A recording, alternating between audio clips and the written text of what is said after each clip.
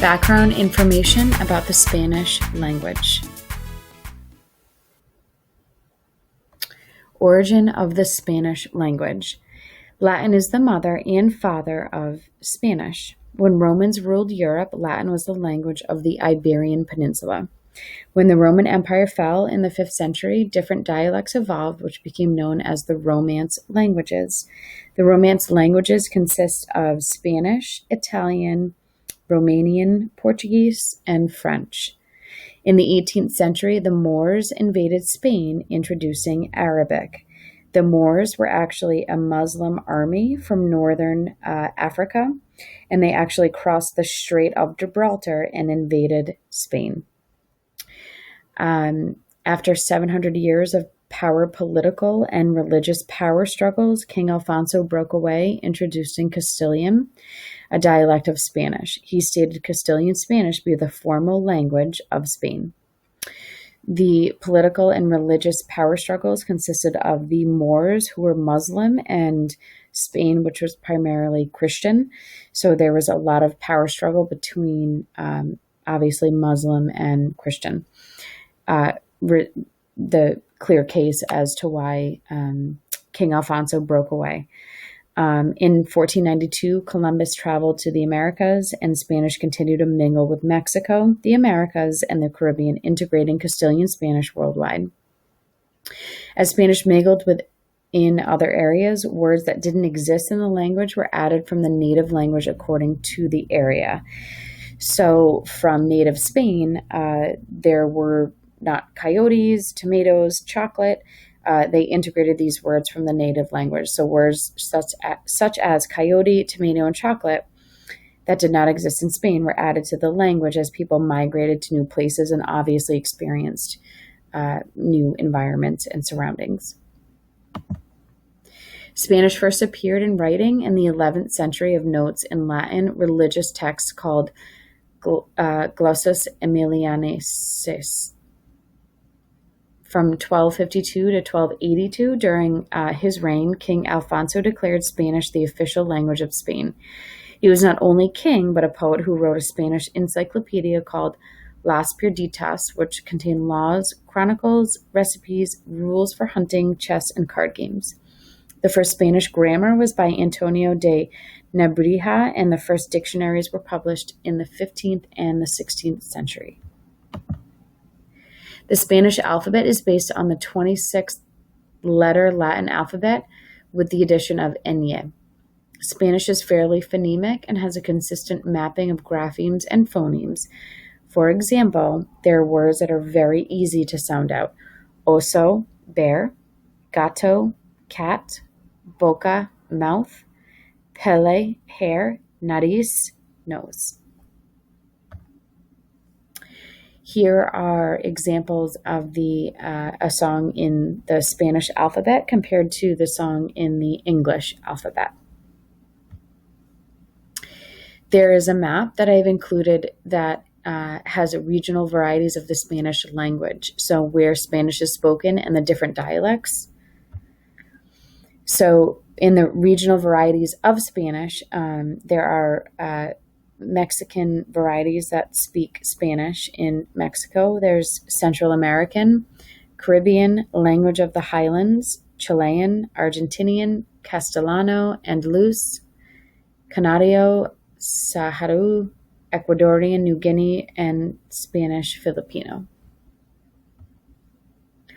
And I've included some interesting facts about the Spanish language. Spanish is the official language in 21 countries. Spanish is the native language of 390 million people. In the United States, Spanish is the most taught second language.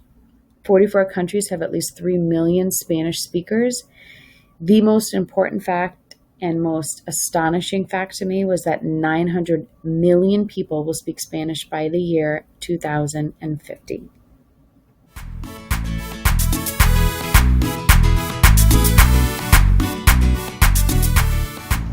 In part 2, we'll discuss the analysis and comparison of Spanish and English linguistic features, and will also pose some anticipated difficulties. Language is made up of several different levels. It is divided into three main categories: pronunciation, grammar, and semantics, each of which is subdivided further. Pronunciation consists of phonetics and phonology. Grammar is comprised of morphology and syntax, and semantics is made up of lexicon and discourse, which includes pragmatics. Although we can concentrate on any of these levels largely to the exclusion of others, these different facets of the structure of language are in fact harmoniously interrelated. The fact that the different levels of language come into play concurrently might be represented by the model of language structure seen here, proposed by David Crystal in 1987. This model shows that entering the system at any one level provides access to all the other levels. All levels are interconnected and dependent on each other to communicate properly. It is important to understand the working definitions of the following vocabulary words. 1. Linguistic is the scientific study of language. 2. Phonetics. It deals with the articulation of sounds, their transmission from speaker to hearer, and audition and perception of these sounds by the hearer. 3. Phonology. It is a branch of linguistics that studies the linguistic use of the sounds and the way that different languages organize sounds to convey differences of meaning. 4. Phonemes. It is the smallest unit of sounds in language. One of the main concerns of phonology is identifying phonemes in particular languages. 5. Morphology. Words are composed of morphemes, which are the smallest units of grammar. A word might consist of one morpheme, like the word change, or two or more, like changed, and unchangeable. 6. Syllables. Syllables are units of language smaller than a word but larger than a phoneme. 7. Syntax. Syntax is study the way word combines to form larger units like phrases, clauses, and sentences. 8. Semantics can be defined as those aspects of meaning that are unchanging across different occasions of utterances, and pragmatics is the more varying protean part of meaning. The vowel system in Spanish consists of 5 vowels: a, e, o, u. English language uses the same 5 vowels pronouns A, E, I, O, U, and the letter Y that acts as both a vowel and a consonant. The same vowel can have two different sounds in English: long sounds and short sounds, which is not seen in Spanish. For example, an I can be both short I, and long. I, This is seen in words like mit, or. might. Consonants that are not seen in the English alphabet can pose problems for English speakers when speaking Spanish, including ñ, r, and ella. For example, the word señor Sir or Mr. and the word niño. Boy. To pronounce the double R, sound properly, one needs to roll his or her R's. For example, the word carro Car. or the word tres. 3. Ella, it is pronounced like a J. For example, llave Key. or lluvia. Rain. In both English and Spanish, consonants are pronounced in different ways based on their articulation. The tongue, mouth, and teeth are used to make diverse sounds as seen in the figure above. In Spanish, syllables are categorized in 3 types: The most common syllable structure is direct or open. Direct open syllables have either a consonant preceding a vowel, like the word zapato, which means shoes, or a syllable that is composed of only a vowel, azul, which means blue. Indirect or closed syllables have a vowel preceding the consonant, arte, which means art, alto, which means tall, and campo, which means field. Compound syllables have elements of both direct and indirect structure, like the word frasco, which means bottle. In the English language, there are 6 different kinds of syllables. 1. Closed syllables have one and only one vowel, and it ends in a consonant. For example, the word in, ask, track, sock, stretch, and on. 2. Open syllables. Open syllables have one and only one vowel, and that vowel occurs at the end of the syllable.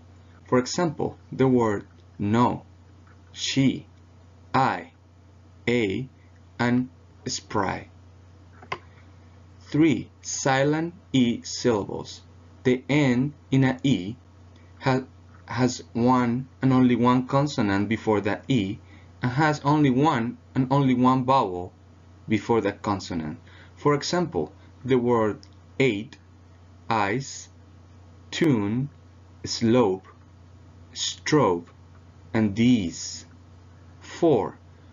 Vowel combination syllables. They has a cluster of 2 or 3 vowels or a vowel consonant unit with a sound or sounds particular to that unit. For example, rain, day, sea, bell, pie, peace, noise, toy, cue, and true. 5. Vowel R syllables. Includes one and only one vowel followed by an R, or one vowel followed by an R which is followed by a silent E, or a vowel combination followed by an R. For example, car, or, care, air, air, and deer. 6. Consonant L, E syllables. A consonant is followed by LE. The vowel sound in these syllables is the schwa sound that occurs before the L. For example, bl and kl. One of the biggest differences between Spanish and English language is that Spanish language has gender and number derivation, while English does not. Every noun in Spanish has a specific article that shows not only the gender of the word, but also if the word is singular or plural. For example, el niño, the boy, los niños, the boys, la niña, the girl, las niñas, the girl, el restaurante, the restaurant, los restaurantes, the restaurants, la casa, the house, las casas, the houses. Syntax is the arrangement of words and phrases to create well-formed sentences in a language. In a sentence, the change of word order will generally imply some kind of change in meaning, which might be drastic depending on the sentence. For example, if I say, me and Karen will do it, instead of Karen and I will do it, the difference in meaning is minimal. However, Karen will be more likely to agree to cooperate if I use the first expression than if I use the second one, because the first one sounds friendlier and therefore more encouraging. In Spanish, sentences include a subject and a verb. For example, Pablo lee. Pablo reads. While we can't omit a subject pronoun in English, in Spanish we can. This occurs when context makes clear who or what the subject is, or if the conjugation used only has one possible subject. For example, Pablo lee, toca el piano también. Pablo reads. He plays the piano too. O jugamos fútbol. We play soccer. As you can see in the examples, in Spanish you do not need a pronoun, while in English you do. Spanish adjectives come after the noun they're describing. In English, the adjective modifying the nouns precede the noun. For example, Néstor lee libros buenos. Nestor reads good books. In the Spanish example, the adjective bueno comes after the noun libros. In the English example, books, the noun, come after the adjective good.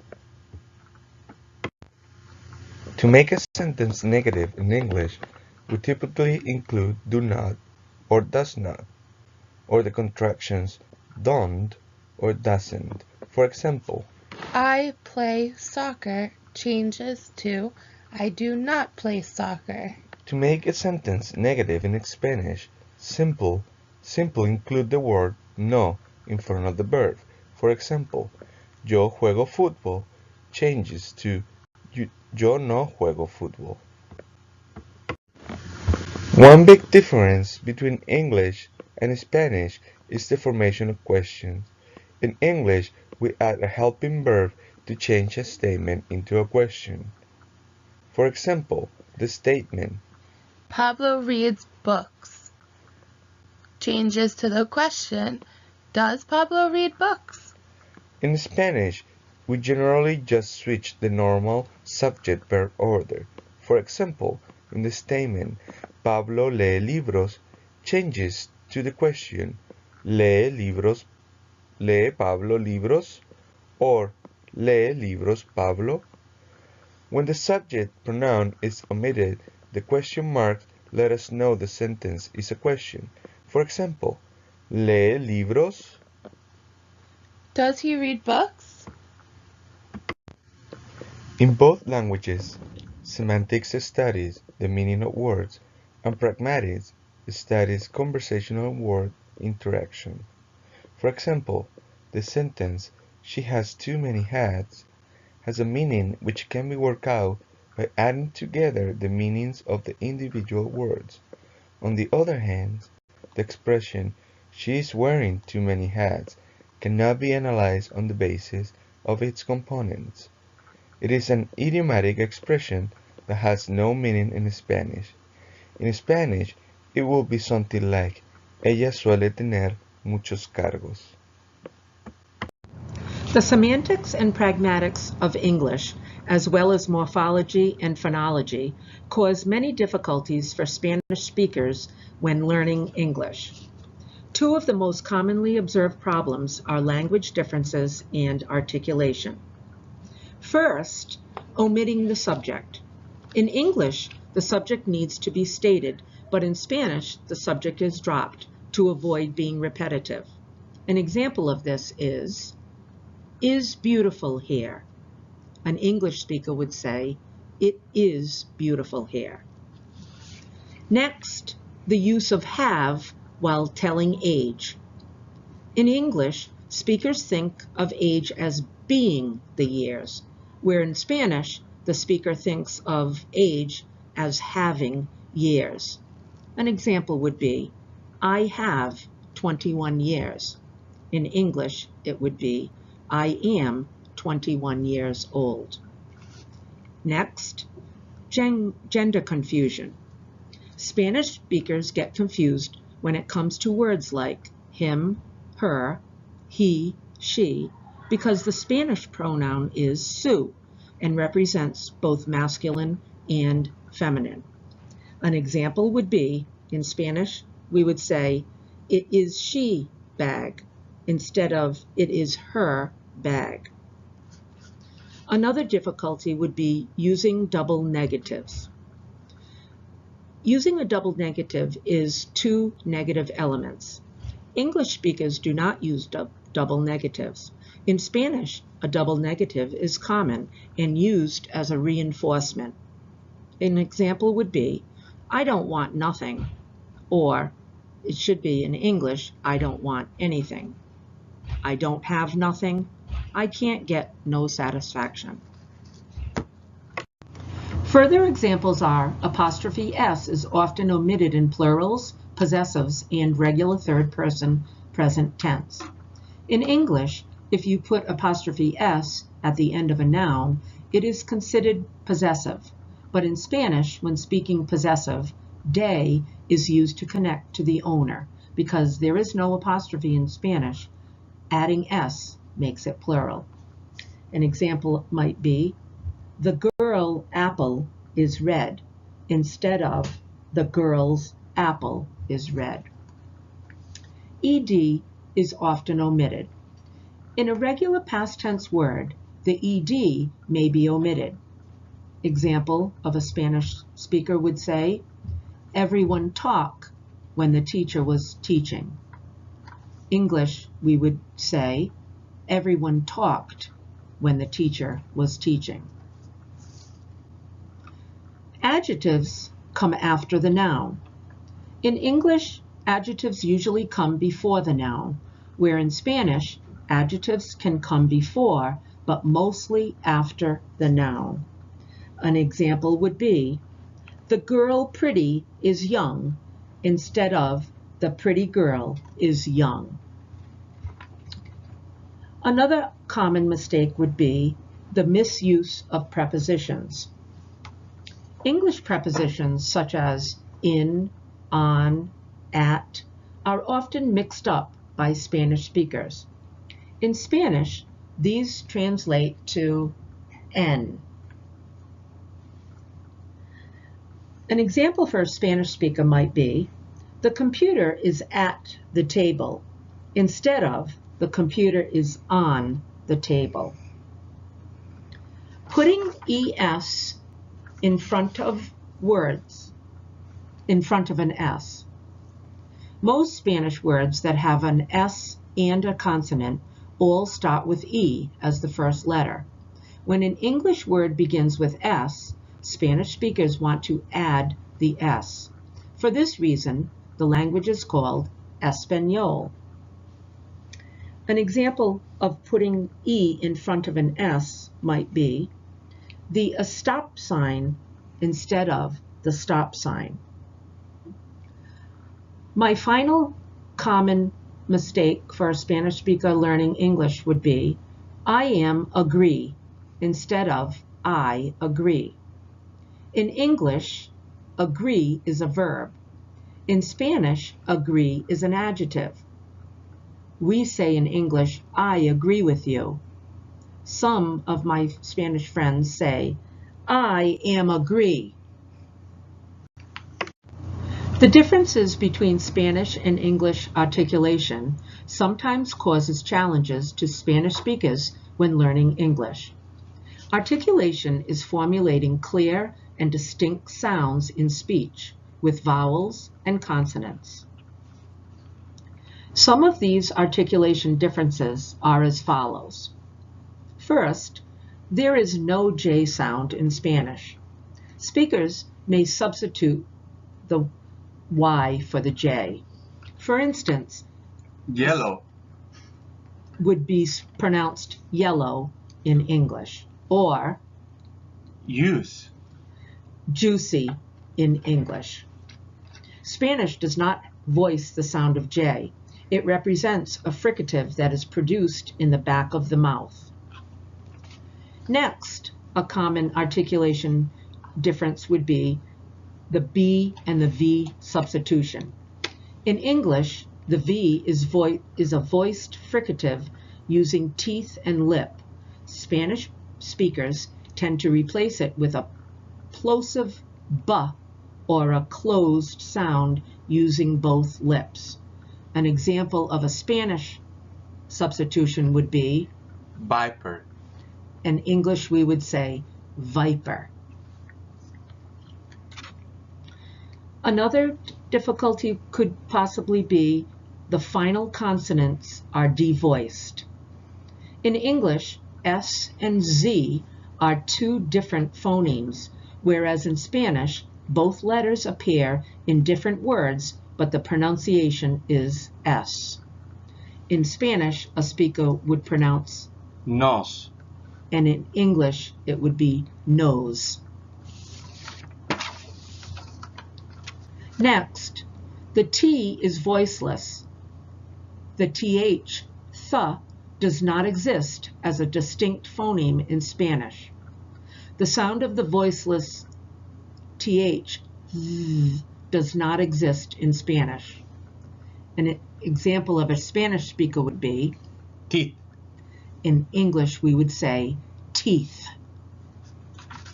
Next, when words start with H, the H is silent. English H is a glottal fricative, which is a sound that you would use, and if you used it, it would steam up a mirror. Spanish speakers use a velar fricative instead. Example of a Spanish would be, Hola. and English we would say, hola. CH, SH substitution. In English, these two different phonemes are different, whereas in Spanish, may use them often without changing the word meaning. Examples of these would be, in Spanish, Sheep. English we would call them sheep.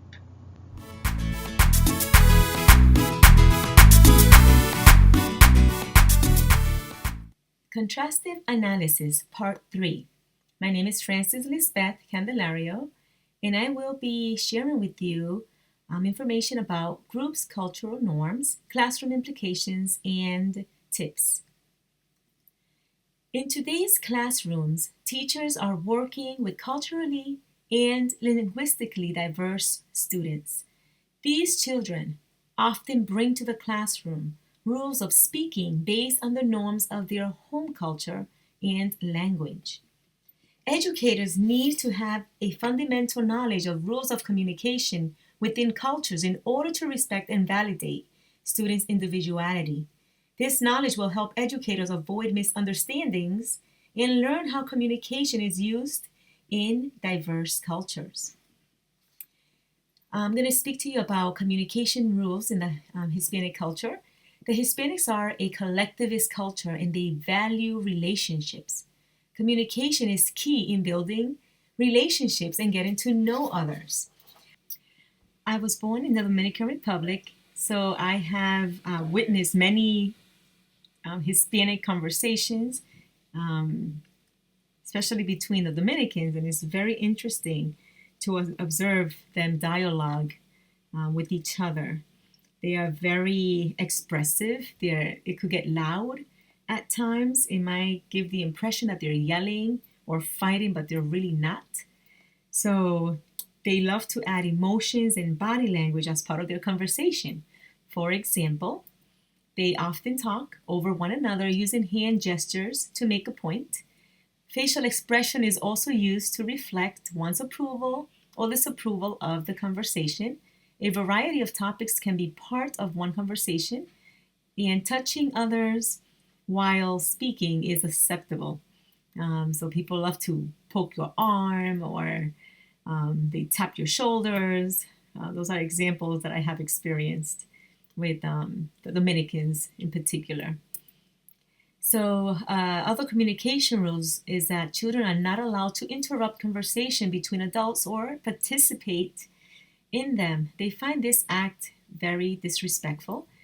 So parent and child conversations tend to be more directive. Adults don't ask children to voice their opinion, foretell what they will do, or repeat facts. Children also tend to speak more with their siblings than with adults. Nonverbal behavior. Hispanics are affectionate and they express it by hugging and touching cheeks while making a kissing sound. Hispanics also tend to stand closer during conversations than Anglos and other cultural groups.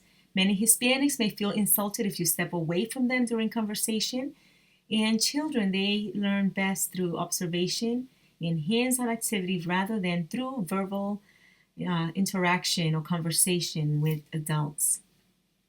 Eye contact. Hispanic children may look away or put their head down when talking or speaking with adults as a sign of respect.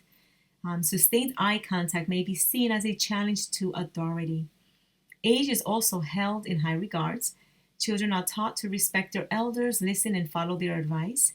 Time. Hispanics are laid back and flexible with their schedules. Most Hispanics are late to meetings and social gatherings. They may arrive 2 to 3 hours late to a family gathering, and this is true. I have experienced this, and it's not fun waiting for that long. If a family issue arises, they will take care of it first, then continue with their scheduled commitment. And once again, the social environment, building relationships, and nonverbal communication is more important than words being spoken. Gender roles. In many families, the man is the authority figure and the breadwinner, while the woman cares for the family. At meals, the man is served first because he is the head of the house. The children are served second, and the wife is served last. Girls have restricted freedom and are overprotected. They also have the role of taking care of the house responsibilities and their younger siblings. Boys may not have much responsibilities and may not be expected to care for their own needs until they are older. I would like to share with you my mother in law's story. She's also from the Dominican Republic. And my mother in law's father had a strong belief in gender roles. She was only allowed to go to school until second grade. Her father made her stay home to learn to cook, clean the house, and take care of her younger siblings at around the age of 7.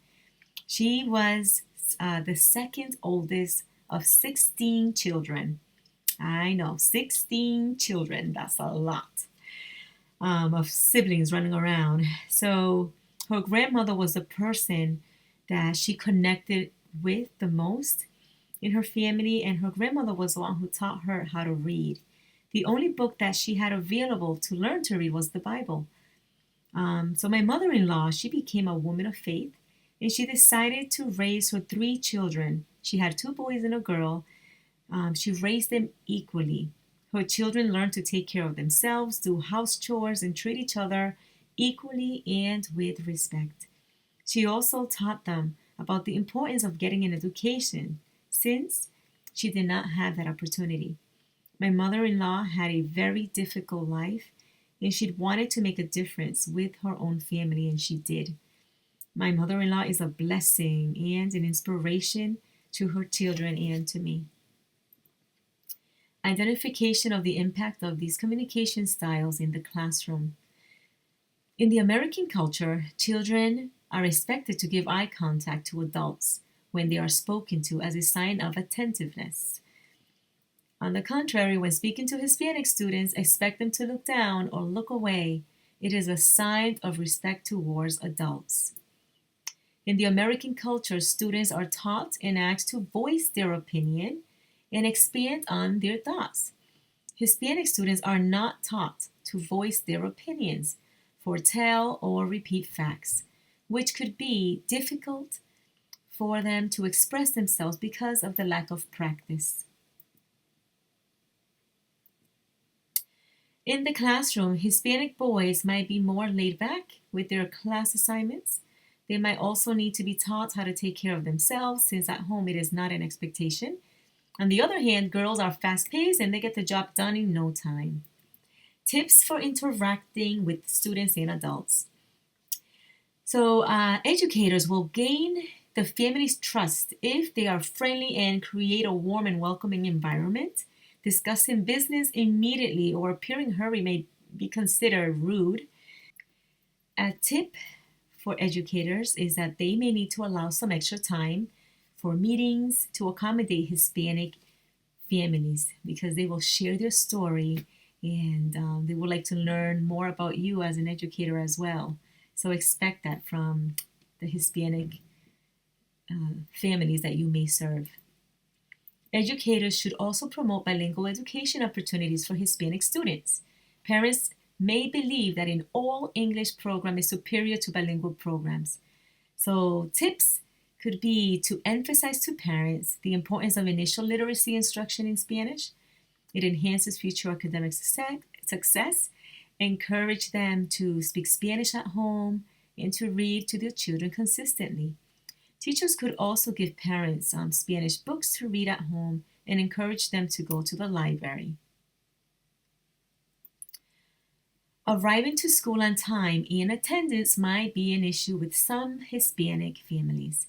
So a tip would be stating expectation to parents about the importance of attendance, being on time, and sharing the learning experiences that your child will miss could help them become accountable for bringing their child to school on time.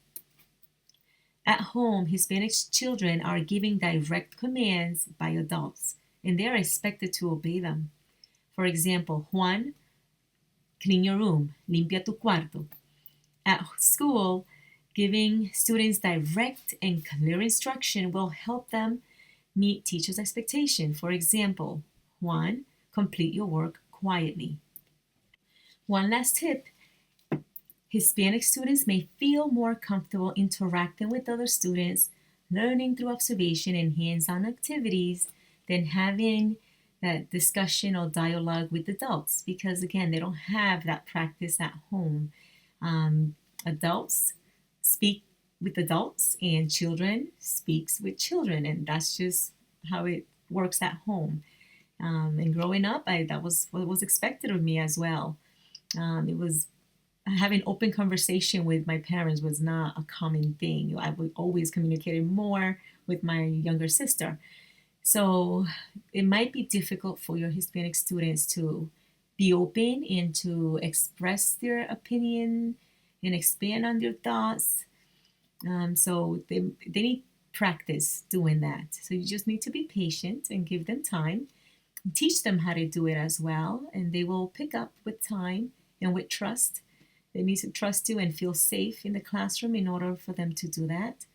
So I'm pretty sure if they get the required practice and training, they will be able to get out of their shell and be more open and participate more comfortably in the classroom. To conclude, Hispanics are collectivist, social, and sympathetic people. They value relationships, positive harmony with others, and family always comes first. This is why Hispanic students are more likely to thrive in a cooperative environment than a competitive one. I would like to close with this quote. By incorporating the Hispanic students' language and culture into the educational curriculum, schools professionals are better able to provide the comprehensible input necessary for these students to succeed in the classroom.